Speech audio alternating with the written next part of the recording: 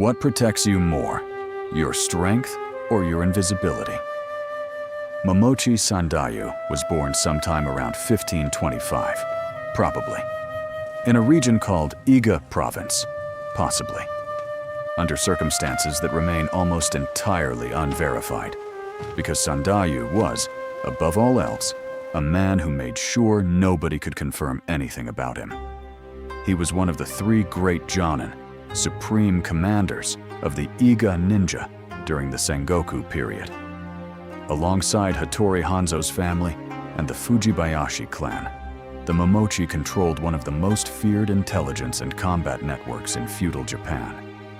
Sandayū himself was said to have trained some of the most legendary shinobi of his era, including, according to some accounts, the infamous outlaw Ishikawa Gomen. But Sandayū's greatest skill was never combat. It was disappearance.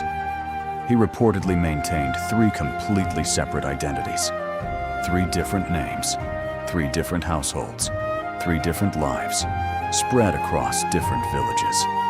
Each identity was fully constructed, socially embedded, and entirely believable.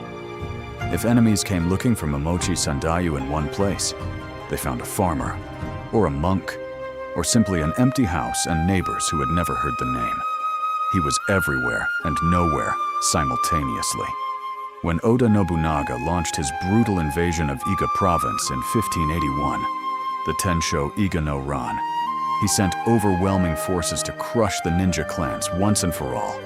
Entire communities were destroyed. The Iga shinobi were scattered and broken.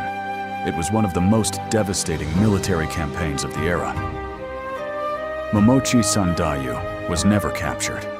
Whether he died in the invasion, disappeared into one of his alternate identities, or simply ceased to exist in any recoverable historical sense, nobody knows. He vanished the way he had always operated, completely, deliberately, and without leaving enough behind for anyone to follow. Now, the world teaches you to build your security through accumulation. More visibility, more presence, more proof that you exist and matter. But Sandayū understood something quietly powerful. The person who controls what others know about them controls far more than they realize. Not everything about you needs to be public. Not every plan needs an audience. Not every move needs to be announced before it is made. There is a profound strategic advantage in being underestimated, in letting the world work with an incomplete picture while you operate from the full one. Visibility is not always safety.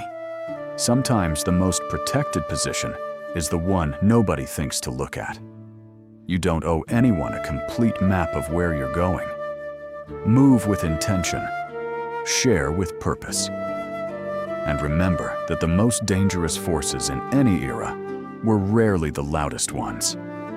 Ready for warrior wisdom that teaches not just how to fight, but how to move through the world with precision and purpose.